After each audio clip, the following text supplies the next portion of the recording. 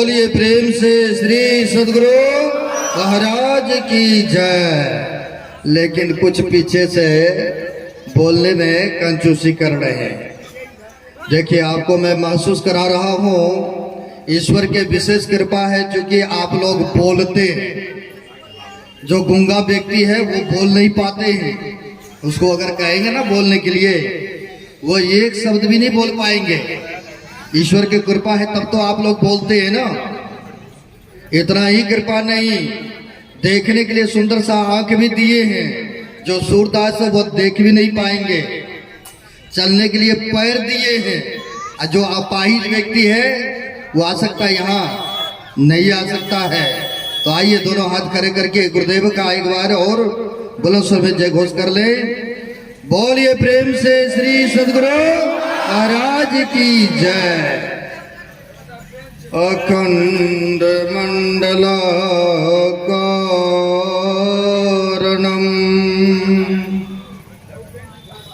व्याप्तं येन चराचरम्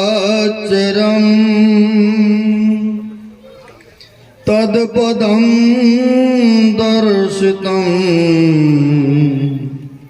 येन तस्मै श्री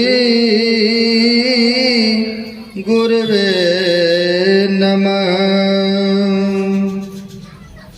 परम गुरुवे नमः। परापर गुरुवे नमः। परमात्मा गुरुवे नमः। आत्मा गुरुवे नमः। आदि गुरुदेव अनादि गुरुदेव अनंत गुरुदेव अखिल गुरुदेव चरण गुरुदेव शरण गुरुदेव। श्री गुरु महाराज चरणारविंदो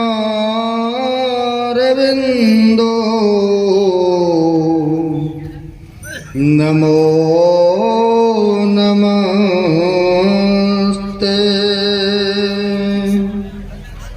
महाराज सद्गुरु हैं, राजन का राजा है, जिनकी कृपा से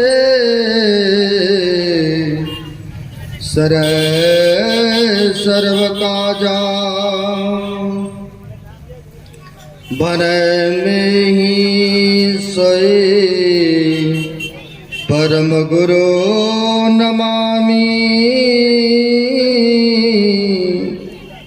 नमामि नमामि नमामि।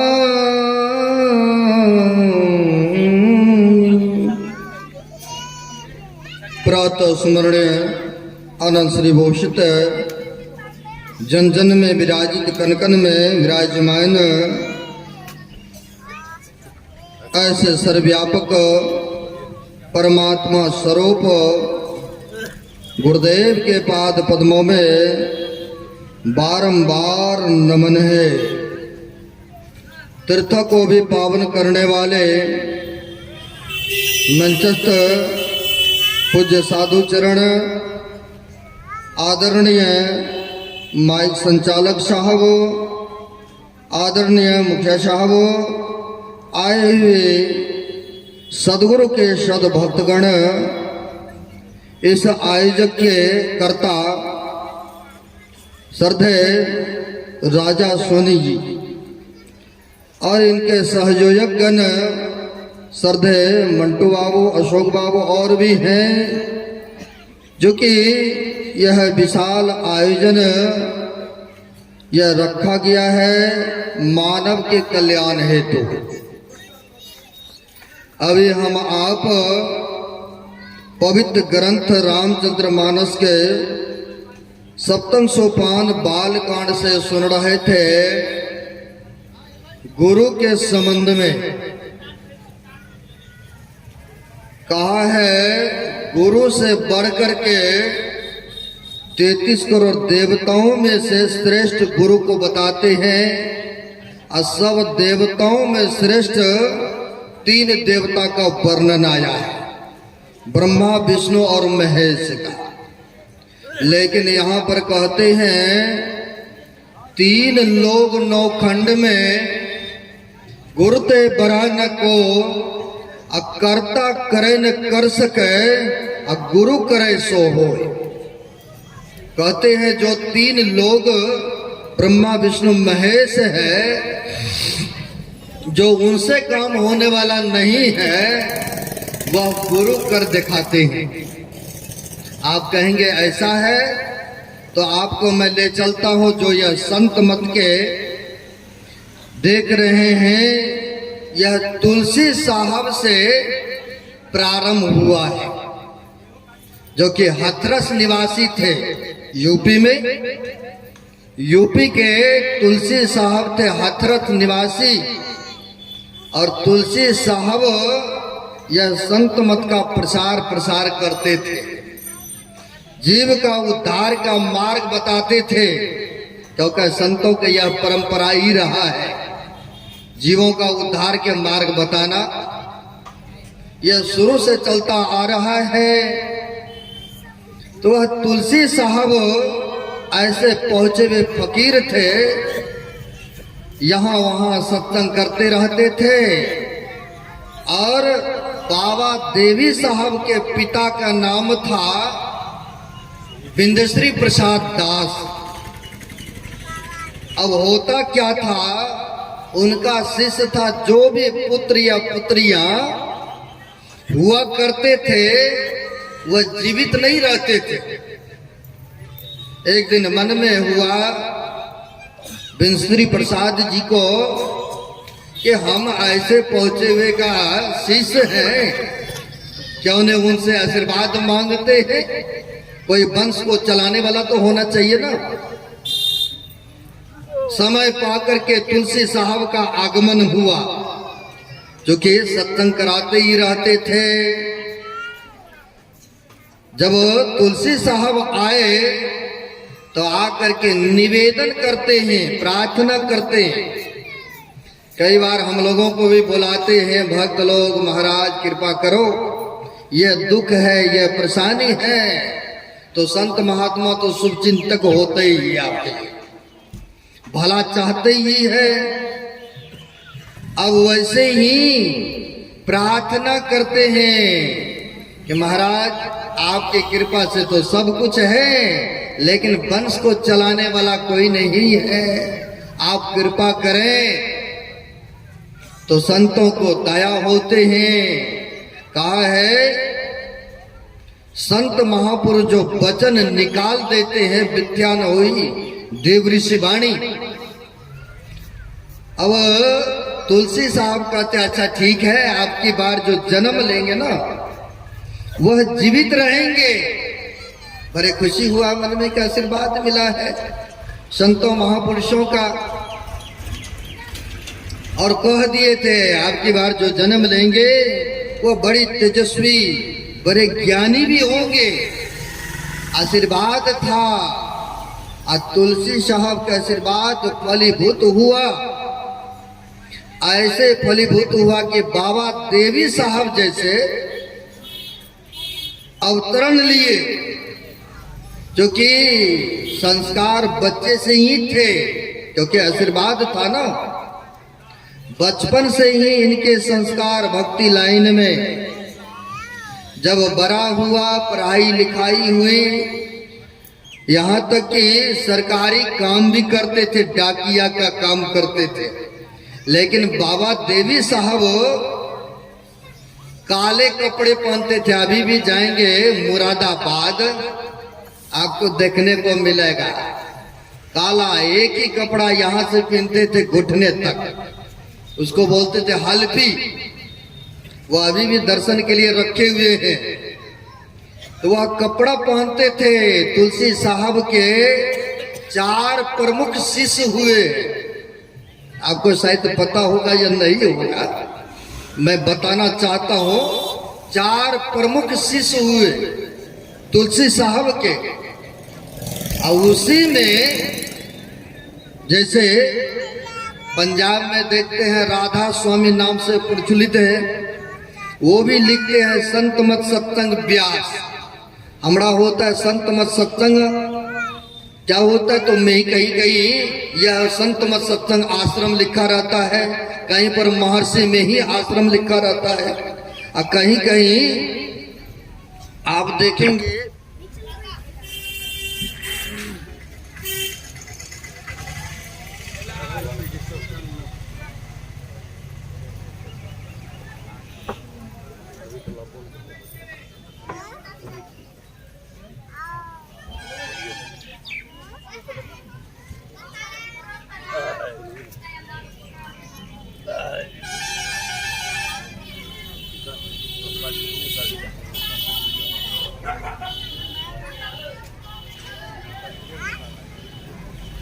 भी देखने को मिला। हम लोग आ रहे थे, कई जगह देखने को मिला संत मत व्यास राधा स्वामी ऐसा डेरा देखने को मिलता है। तो पहले जो थे तुलसी साहब का ही सभी शिष्य थे। अब कौन कौन शिष्य थे? तो उनमें 4 प्रमुख शिष्य थे। 4 प्रमुख शिष्य थे तो कौन कौन थे? तो उसमें थे स्वामी शिवदयाल सिंह जी महाराज, जो राधा स्वामी नाम से अभी प्रचलित है। पहले तुलसी साहब का ही शिष्य थे। तो कहते हैं कि स्वामी शिवदयाल सिंह जी महाराज, गिरधारी स्वामी जी महाराज, सूर स्वामी जी महाराज और बाबा देवी साहब जो कि गुरु महाराज के गुरु के गुरुदेव हुए। तो 4 शिष्य प्रमुख थे। हमारे जो है इधर संत मत सत्संग बाबा देवी साहब जब तक रहे तुलसी साहब, तो उनकी हुकूमत को मानते रहे, जैसे वो कहते रहे वैसे चलता रहा संस्थान। जब तुलसी साहब डेरे में रहते थे तो सबका काम सबका कारोबार गुरुजी ने बांट रखा था। और कई बार ऐसा होता है एक दूसरे का भी काम करना पड़ता, जब विशेष काम आता है तो। सब काम में व्यस्त व्यस्त थे, कोई बाजार में, कोई कहीं सत्संग करने गए थे।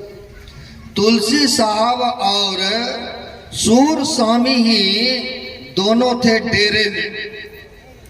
और शाम के टाइम में संध्या वंदना का समय हो चुका था। तो तुलसी साहब कहते हैं, देखो जी संध्या वंदना का टाइम हो चुका है, स्तुति आरती विनती करो।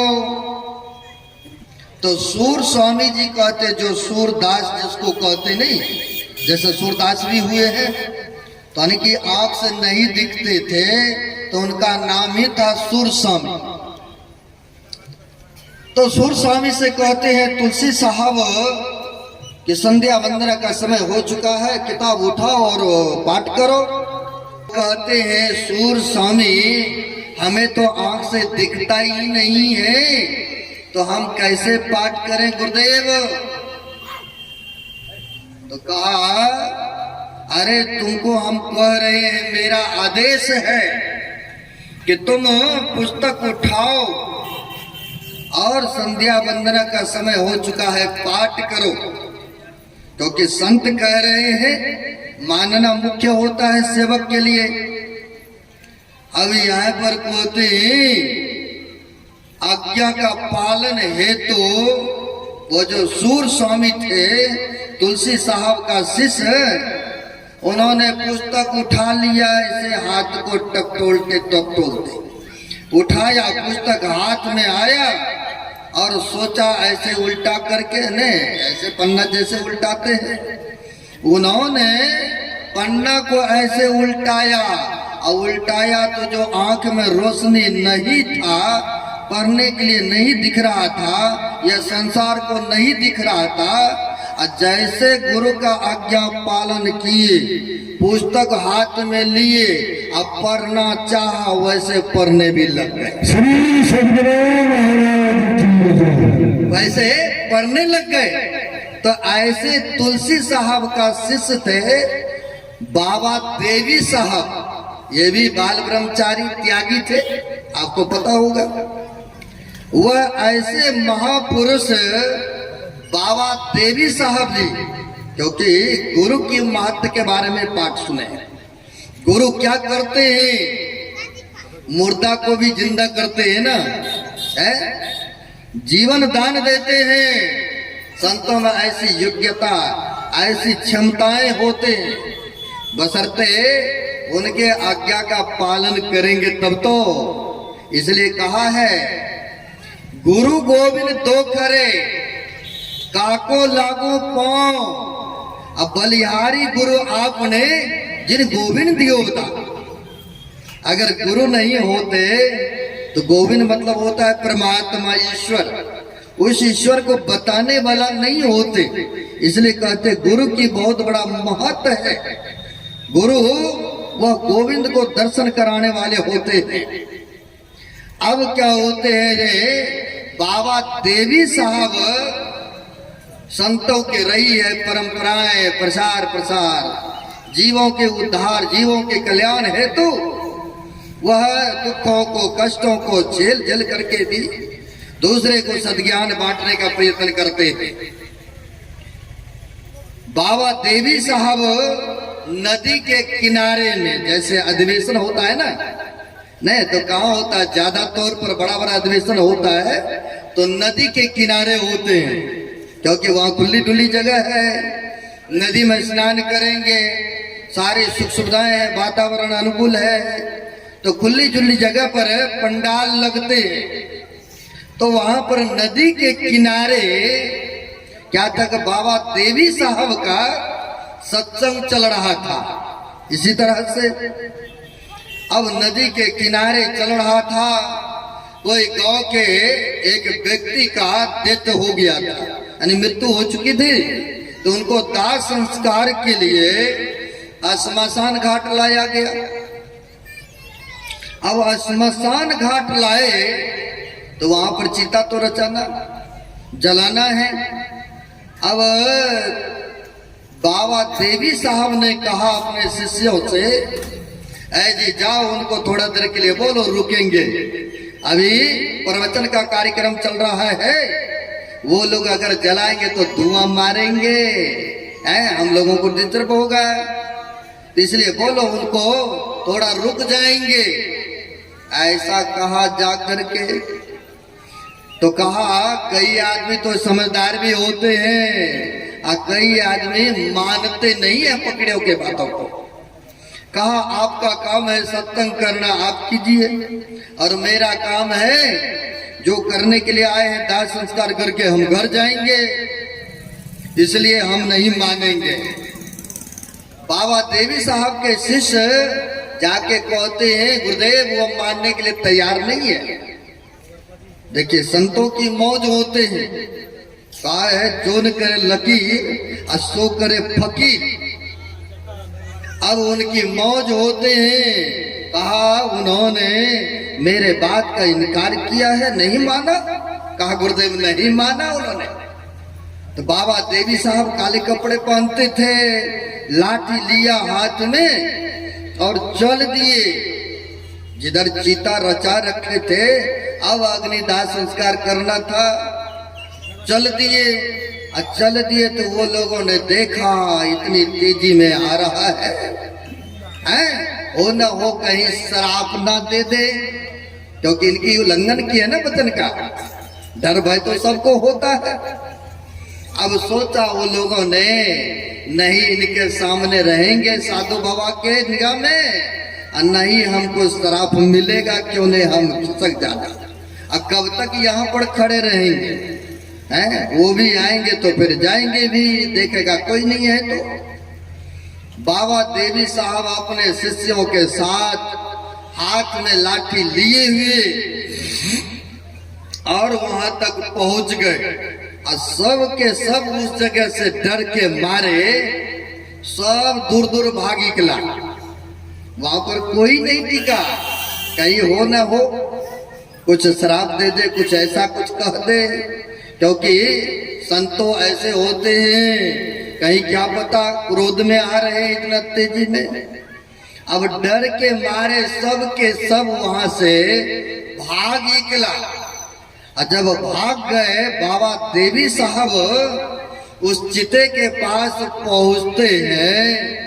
पहुंचने के बाद तो देखा कोई नहीं है, तो वह चिता पर मुर्दा लेटा पड़ा था, लाठी हाथ में था। अब उस लाठी से हुड़ा मारते हैं उस मुर्दा को। कहा रे मेरे डर से सबके सब यहाँ से भाग निकला और तुम अभी तक लेटा पड़ा है। एक बार दो बार तीन बार हुड़ा जैसे लगा, वो भी उठ पुट करके वो भी भाग गए। श्री सद्गुरु महाराज की जय। वो भी वहां से चिता से उठ पुट करके भाग निकले। देखिए हमारे गुरु महाराज कैसे थे, हैं? मुर्दा को भी जिंदा करते थे, है ना। अब गुरु महाराज के बारे में भी सुनेंगे ने।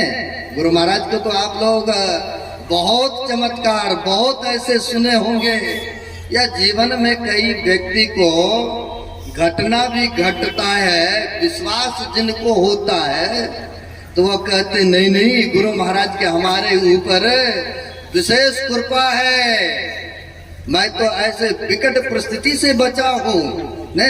कई बार आप लोग विश्वास करते। अब गुरु महाराज के बारे में सुनिए, कैसे संत सदगुरु थे। गुरु महाराज के एक भक्त थे, बड़े धनी मानी व्यक्ति थे। लेकिन होता क्या था, जो भी जन्म लेते थे उनके घर में तो बचता नहीं था। तो सोचा कोई 6 महीना कोई साल जन्म लेकर के मृत्यु को हो जाते हैं, तो क्यों नहीं गुरु महाराज से ही आशीर्वाद लेते।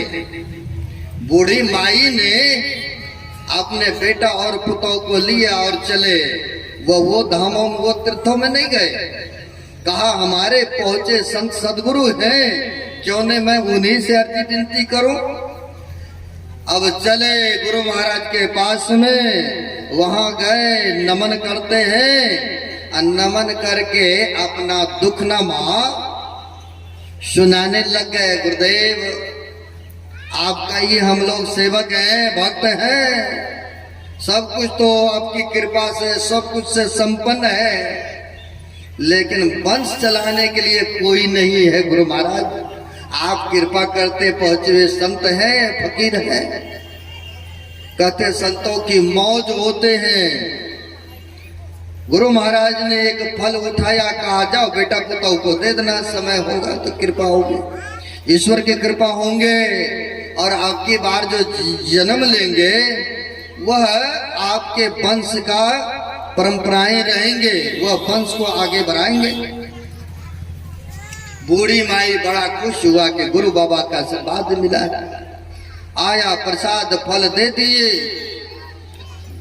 और बूढ़ी माई को वो मन में बात दबा नहीं सकी। वो अरोस परोस कई माई दाई को भी कह दी कि गुरु बाबा का आशीर्वाद हुआ है, अब की बार जो जन्म लेंगे ना वो हमारे भविष्य का रेखाएं होंगे, हमारे वंशज वही चलाएंगे, गुरु बाबा का आशीर्वाद हुआ है। अब अरोस परोस यहाँ वहाँ माई ने बता दिए। लोग भी कहा कि बड़ी अच्छी बात है, गुरु बाबा को पूजते हैं तो गुरु बाबा का आशीर्वाद हुआ है, बड़ी खुशी की बात है। अब होता क्या है, समय पा करके जब समय आया तो ले गए डॉक्टर के पास में, और डॉक्टर के पास ले गए तो वहां पर जब जन्म होते हैं तो जन्म होते सार मरा हुआ जन्म लिया। अब जन्म लेते सार मरा हुआ पैदा हुआ।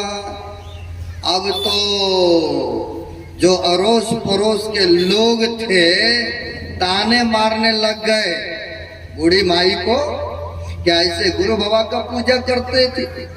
आपकी बार तो आशीर्वाद दिए थे, आपने कहे थे कि आपकी बार जो जन्म लेंगे वह जीवित रहेंगे, वही वंश का रखाए रहेंगे, किंतु हर बार तो जन्म लेते थे तो कोई साल भर कोई 6 महीना तक रहते, आपकी बार तो जन्म लेते सारी मरा हुआ जन्म लिया।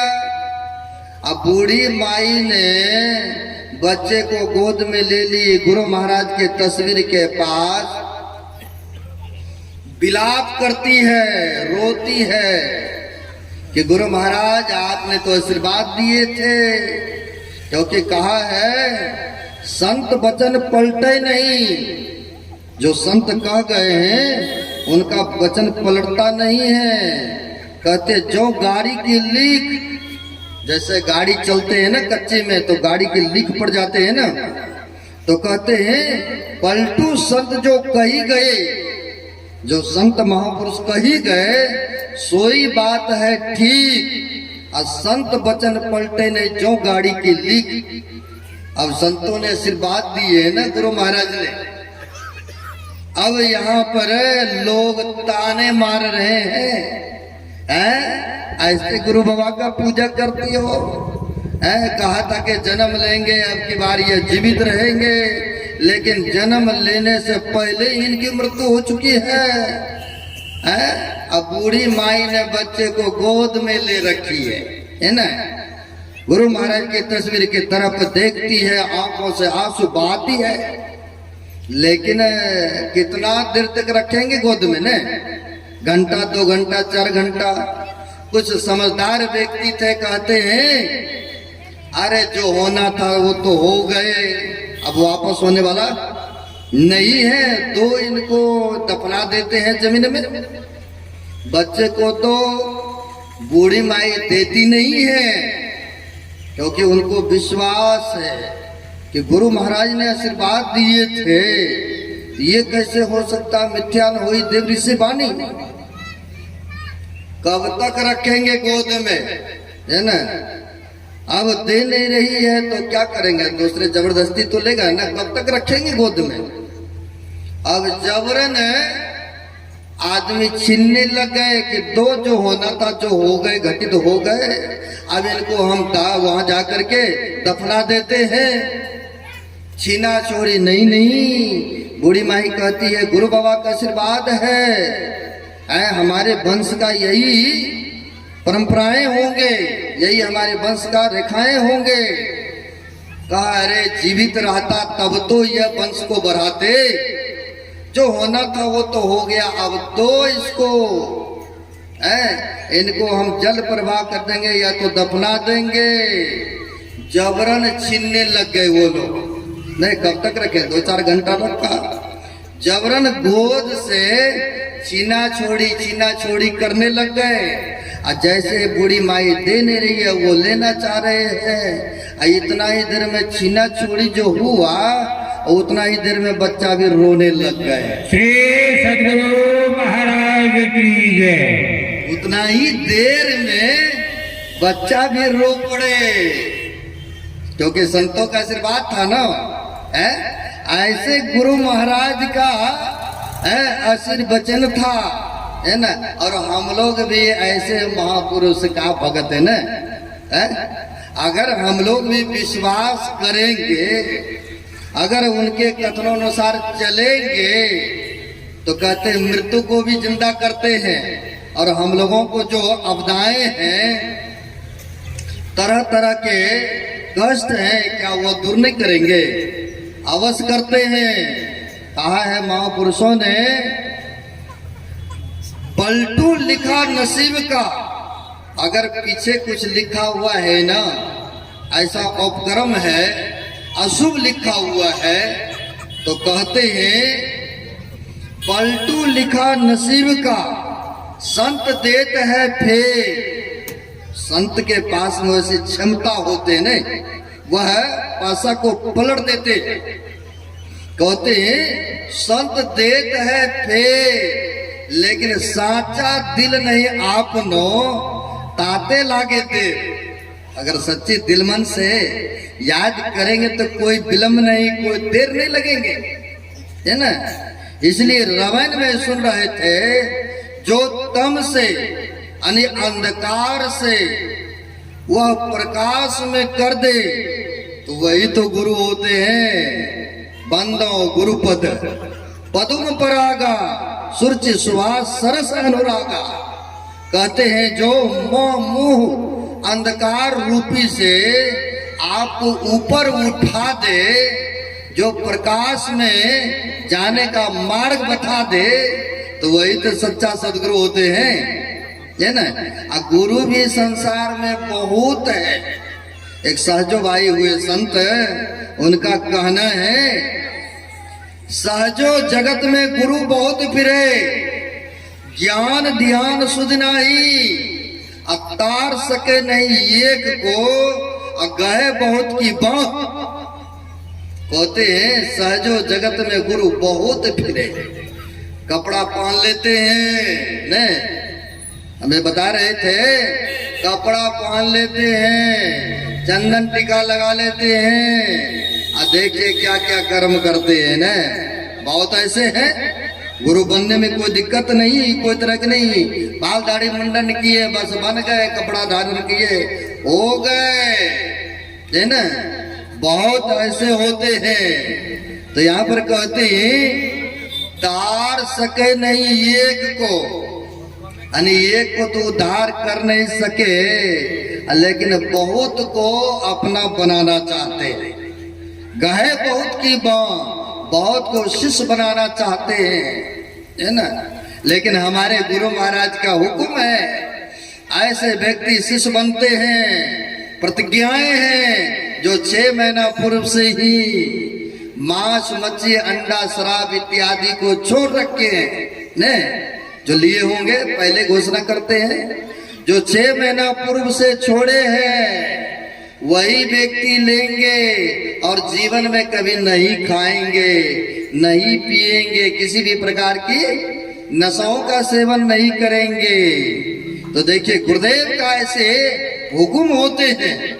हाँ, जो प्रतिज्ञा कर लेते हैं, अपने आप पर अडिट हो जाते हैं कि हमें नहीं लेना है, नहीं भक्षण करना है, किसी भी तरह का सेवन नशाओं का नहीं करना है, तो कहते हैं इनके लिए भी हैं, जो प्रतिज्ञाकारी होते हैं इनके लिए भी कोई बात नहीं है। लेकिन कहते हैं बहुत ऐसे भी संप्रदाय, बहुत ऐसे धर्म देखने को मिलता है, कोई बात नहीं, सब कुछ खाते पीते रहो और नाम भी जपते रहो, कभी उद्धार होगा है? कभी होने वाला नहीं है ना।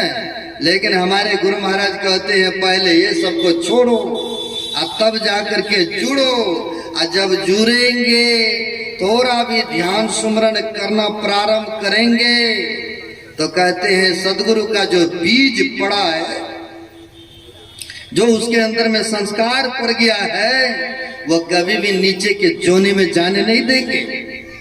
तुलसी साहब से किसी भक्त ने पूछा, हे महाराज, किसी ने दीक्षा लिया और लेकर के कुछ वर्ष तक ध्यान भजन सुमरन किया और रास्ता से कहीं बेरास्ता हो गए, नहीं भटक जाते हैं ना, आप लोग देखे होंगे गाँव में, कई बार भटक जाते, खाने पीने लगते हैं, ना जाने क्या क्या कर्मों को करने लग जाते हैं। तो कहते ऐसे व्यक्ति के लिए क्या आपकी सुलझाव है प्रभु, क्या उनकी गति होंगे, आप बताने की कृपा करें। तो तुलसीदास जी महाराज कहते हैं किसान लोग जमीन के अंदर में बीज को डालते हैं, जैसे तैसे डाला और मिट्टी ऊपर से दे दिया। बेशक बीज का मुंह जमीन के अंदर की ओर क्यों ना हो, बीज अगर बढ़िया है तो जमीन को फोड़ करके चीर करके वह आकाश के तरफ अंकुरित लाते नहीं है। कहते हैं सच्चे सदगुरु का अगर बीज पड़ा है तो ऐसे व्यक्ति कभी नरक में नहीं जाएंगे, बहुत दिनों तक स्वर्ग के सुखों को भोगेंगे, अब फिर आकर के वही संस्कार मनुष्य शरीर दिलाएंगे, अब फिर से पुनः भक्ति भजन करना प्रारंभ करेंगे। लेकिन बीज अच्छा पड़ेंगे तब तो। अगर कहीं बीज अच्छा नहीं पड़ा, जमीन के अंदर गया तो कहीं सड़ गए, गल गए, तो अंकुर आएंगे? नहीं आएंगे, है ना। तो इसलिए कहते हैं सच्चे सदगुरु का जिसके अंदर में संस्कार पड़ गया है, जिनके अंदर में बीज पड़ा है, तो कहा ऐसे सेवक, ऐसे शिष्य कभी भी नरक में नहीं जाते हैं। कहा है महापुरुषों ने, सोना काई ना लगे, लोहा घुन ना खाए, अब भला बुरा जो शीश हो कबू न नरक जाए, है ना। जो भला बुरा जीवन में तो सबसे होता है ना, सबके अंदर में थर्मामीटर है। अगर देखा जाए अपने आप को, सबसे जीवन में किसी से अधिक शुभ हुआ है, किसी से कम शुभ हुआ है, किसी से पुण्य अधिक हुआ है, किसी से पाप में कर्म कम हुआ है, लेकिन जीवन में सबसे हुआ है। ये नहीं कहेगा कि हमसे नहीं हुआ है, ऐसा नहीं है।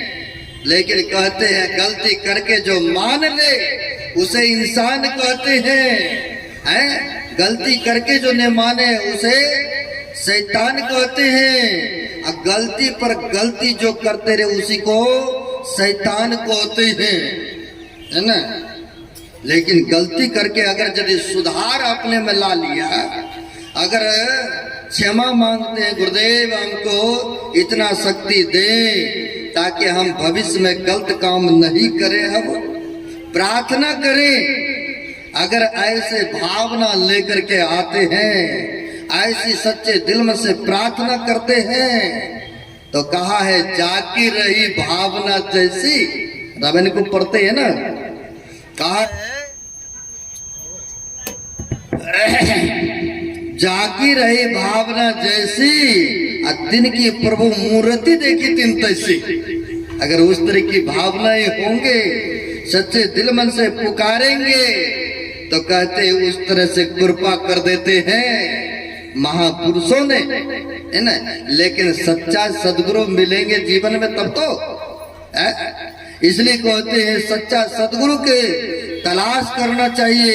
सत्संग योग भाग चतुर्थ में दिए हैं कि जो संत मत को अच्छी तरह से समझा सकते हैं, जो नित्य प्रति निदानुसंधान की क्रिया करते हो, जो अपने आप को पवित्रताएं में हो, तो कहते ऐसे सच्चे सदगुरु होते हैं। आज जो बहुत बढ़िया प्रवचन देता हो, किताबों को रटन करके और शुद्धता आचरण में नहीं पाया जाए, अगर ऐसे के पहले सेवक बन चुके हैं, तो कहते हैं उनके दुराचरण जान लेने पर उनको त्याग कर देना चाहिए। क्योंकि हमारे गुरु महाराज भी ने गुरु के प्रति हुआ है पाठ, तो हमारे गुरु महाराज ने भी रामानंदी दरियापंथी, लेकिन संतुष्टि नहीं मिल रहा था ने, तब जाकर के यह बाबा देवी साहब का ज्ञान मिला, यह संत मत का ज्ञान सुनने को मिला। इस ज्ञान को समझने में 90 दिन तक लग गए, रात में सोते नहीं थे, दिन भर गुरु का सेवा करते थे, और रात्रि में यह संत मत के विषय में समझने के लिए जाया करते थे। राजेंद्र बाबू के पास में आप इतिहास पढ़े होंगे, तो ऐसे थे सच्चे सदगुरु की तलाश में बदलते रहे। और जब मिला तो देखिए एकांत में बैठ करके ध्यान किए, जप किए, और जब अपने आप को जान गए तो लोग ऑटोमेटिक इनके पास आने लगे, नहीं लोग ऑटोमेटिक आने लगे और कहने लगे हमें भी शिक्षा दीक्षा दीजिए। लोग अपने ढंग से पूजा पाठ यज्ञ हवन सब करते, लेकिन जब तक सच्चा सदगुरु नहीं मिलेंगे तब तक कैसे कल्याण होगा। और सच्चे सदगुरु का पहचान भी क्या हो सकता है? जिसमें क्रोध नहीं आवे, किसी तरह की ईर्ष्या नहीं हो, किसी की निंदा चुगली नहीं करता हो, दूसरे को सतमार्ग दिखाता हो, ऐसे तो सदगुरु सच्चे होते हैं ना। जो नित्य प्रति साधन करता हो, जो किसी प्रकार के नशों का सेवन नहीं करता हो, तो कहते ऐसे सच्चे संत होते हैं, है ना। संत दादू दयाल साहब आप सुने होंगे।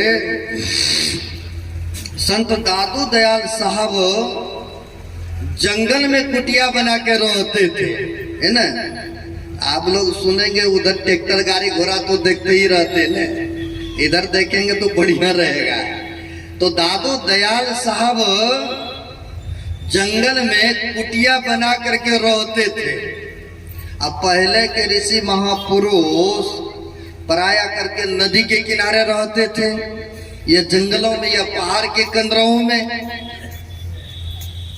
तो उसी परंपराओं में दादू दयाल जी महाराज जंगल में कुटिया बना करके ज्ञान भजन सुमरण करते थे। और उसी राज्य का एक राजा सेठ जिसको कहते हैं, उन्होंने बड़े नाम सुने थे कि पहुंचे हुए फकीर हैं, पहुंचे हुए संत हैं, संत दादू दयाल साहब। उनसे जाकर के शिक्षा दीक्षा लेना चाहिए। एक दिन मौका पाकर के उसने घोड़े पर सवार हुआ और चल दिए गुरु के दर्शन करने, उनसे शिक्षा दीक्षा लेने। क्योंकि बिना गुरु के उद्धार आज तक किसी को नहीं हुआ है। बेशक धनवान हो जाए, विद्वान हो जाए, गुणवान हो जाए या सुंदरवान हो जाए, रमन को जिसने पढ़े होंगे या सुने होंगे उनको ज्ञात होगा। रमन में कहा है, बिन गुरु भव निधि तरह न कोई, जो बिरंच शंकर सम हुई। यानी बिना भव गुरु के भव सागर से उद्धार नहीं हो सकता है ना। अब इनके भी मन में हुआ कि गुरु धारण कर लेना चाहिए, क्योंकि उम्र जो है बीतता जा रहा है न, उम्र बीतता जा रहा है। बाल दाढ़ी चिट्टे हो गए, दांत टूट गए, दिखाई कम देने लगा न। वृद्धा होता तो यही कुछ होता है ना। कई बार तो ऐसा होता है मरने के समय तक भी लोग जल्दी जुड़ते नहीं है संत महापुरुष से, है ना। कम से कम भाई टायर तो घिसी गया है, कम से कम रीम अगर बचा लेंगे तो टायर फिर चढ़ सकता है न। भाई कम से कम भक्ति का बीज तो डलवा लीजिए, है, तब चढ़ेगा उस पर देखिए रंग। लेकिन फिर भी मरने की अवस्था आ गया है, लेकिन फिर भी संत महापुरुष के चरण में नहीं जाते, नहीं दीक्षा शिक्षा लेते। बहुत देखे होंगे गांव समाज में, ऐसे भी बहुत पुरानी है। वह सेठ जी को मन में हुआ कि अब चौथापन आ रहा है, क्यों नहीं संत महात्मा से जुड़ जाते हैं, शिक्षा दीक्षा ले लेंगे, ध्यान भजन सुमरन करेंगे। बड़ी अच्छा बात हुआ मन में। वह घोड़े पर सवार होकर के जंगल होकर के जा रहे थे दादू दयाल साहब के कुटिया में। अब दादू दयाल साहब क्या थे, वह बाल दाढ़ी मुंडन किए हुए थे और रास्ता को जंगल में साफ कर रहे थे, क्योंकि भक्त लोग आएंगे जाएंगे, काटा है लक्कर है तो उसको सफाई कर रहे थे। उधर से वो आ रहे थे तो हाथ में चाबुक था, अब यह टकला मिल गए, पहचानते नहीं थे। कहा है संत को पहचान तो जो उस तरह के साधन करते हैं, जो अध्ययन करते हैं, उन्हीं को पहचान कर सकते हैं। सोना चांदी के पहचान जो सोने के कारोबार करते वही न पहचानेंगे। जो हीरा है, हीरा देखने में लगता है बहुत चमचमाता है, क्या पता ये पत्थर है, स्फटिक है कि हीरा है। जो हीरे के कारोबार करते वही उसको पहचानेंगे। अब ये तो बाल दाढ़ी मुंडन किए हुए थे, रास्ता को साफ कर रहे थे अब घोड़े पर सवार होकर के जा रहे थे। अब दिख गया इनको, कहा अरे अब सुगुन हो गया मेरा, यह टकला मिल गया रास्ते में, हम जा रहे गुरु को धारण करने, ये मिल गया रास्ते में है। जब मिल गया कहते ना धनवान है गुणवान है, तो वह अहंकार भाव में आकर के चाबुक लेकर के सिर में मारते हैं। ऐसे मारते हुए कहा ऐ टकले, दादू दयाल जी की कुटिया किधर है बताओ, हैं तुम अब्दू साहब सुकून कर दिया मेरे रास्ते में, तुम आ गया फिर भी तुम बताओ किधर है। तो संत जो होते हैं सहनशील ने गंभीरताएं होते हैं तो अब क्या होते कहते हैं तुलसी कहे संत को चिन्ह, तुलसी हाथ कान पर दिन है। सबके बस के बात नहीं है कि संतों को पहचान कर ले। संत तो कुछ नहीं बोलते हैं, है ना, कहा भी है और कार धरती सहे और सब बन रहा है, कटुक बचन साधु सहे और से सहा न जाए। मारा चाबुक रुद्र निकलने लग गए, लेकिन फिर भी एक शब्द भी कुछ नहीं बोलते हैं, रास्ता बता देते हैं। क्या आप उनके कुटिया में जाना चाहते हैं? आगे जाइए, इधर जाएगा रास्ता, इधर से ऐसे ऐसे ऐसे करके आप पहुंच जाएंगे वहां। अब रास्ता बता दिया। तब तक में दादू दयाल साहब पीछे से कुटिया के पीछे से आए और नहा धो करके तैयार, ताकि सिंहासन पर जाना है भक्तों को दर्शन देने। अब क्या होते हैं, यह सेठ जी अटकते भटकते वहां तक पहुंचा। आम शिष्यों से पूछते हैं कि दादू दयाल जी के दर्शन कब मिलेंगे। कहा अब समय हो ही रहा है, वह सबको दर्शन देंगे। अब ऐसा कहा तो दादू दयाल साहब नहा धो करके आ गए सिंहासन पर। और जैसे सिंहासन पर आया, उस सेठ ने देखा अरे मैं तो इसी को चाबुक से मारा था, हैं? चाबुक से मैंने मारा था, रुद्र निकल गया था, मैंने तो बहुत बड़ा भूल किया। अब पश्चाताप हो रहा है किया हुआ है। किसी को अगर कहीं अपने मन से या वचन से या तन से कई बार पीड़ा पहुंच जाता, कष्ट पहुंचता है ना, अगर कहीं एकांत में आप लोग बैठेंगे ना तो पश्चाताप होता है, ग्लानि होता है कि हमने आज इस तरह से गलत कर दिया। ऐसा होता है, सबके अंदर में परमामीटर है। नहीं। अब क्या होता है, इनको मने मन ग्लानि होने लगा कि मैंने बहुत बड़ा भूल किया हूँ, बहुत बड़ा अपराध किया हूँ, गुरु बनाने चला हूँ, लेकिन इन्हीं को मैंने इस तरह से चाबुक से मारा हूँ। लेकिन ये तो संत है, कुछ नहीं बोला। अब मने मन ग्लानि हो रहा है। संत जो होते हैं सबके मन के बात को जानते हैं ना। अब वहीं से मंच पर से ही कहा कि सेठ जी आप क्यों अफसोस कर रहे हो, आप चले हो जीवन का गुरु बनाने ना। लोग 2-4-10 रुपये का घड़ा मटका खरीदते हैं ना, उसको भी ठोक बजा करके लेते हैं। आप तो चले हो गुरु बनाने के लिए, अगर 2 चाबुक लगा ही दिया तो फिर क्या हुआ, कोई बात नहीं है। श्री सद्गुरु महाराज की जय। अब तो इनके मन में बात चल रहा था, लेकिन संतों ने संत तो जानी जाने होते हैं, कहा ग्लानि मत करो, अफसोस मत करो, कोई बात नहीं है। अब तो ये सीधे गए चरण पर गिर पड़ते हैं। संतो क्षमामान दयामान तो होते ही है। इसलिए ऐसे संतों के चरण में हम लोग हैं, ध्यान भजन सत्संग सुमरण करेंगे तो कहते यह लोक और परलोक दोनों सुखद होगा, मंगलमय होगा। इसलिए अभी तक जो गुरु के चरण में नहीं जुड़े हैं वह जुड़ जाना चाहिए, क्योंकि यह शरीर क्षणभंगुर है, कोई पता नहीं है। अब आगे नहीं बढ़ूंगा क्योंकि 5:30 तक बोलने की आज्ञा हुई थी। अब कल प्रातः कालीन 2 पालीन का बचा है। आप लोग इसी तरह से आए, आज ही देखते हैं टेंट तो फड़ करके भी बाहर है, बड़ी खुशी की बात है। यह श्रद्धेय राजा बाबू का और इनकी जो सहयोग है मंटू बाबू और भी है, इनकी प्रचार की यह प्रतीक है, यह सफलता का प्रतीक है।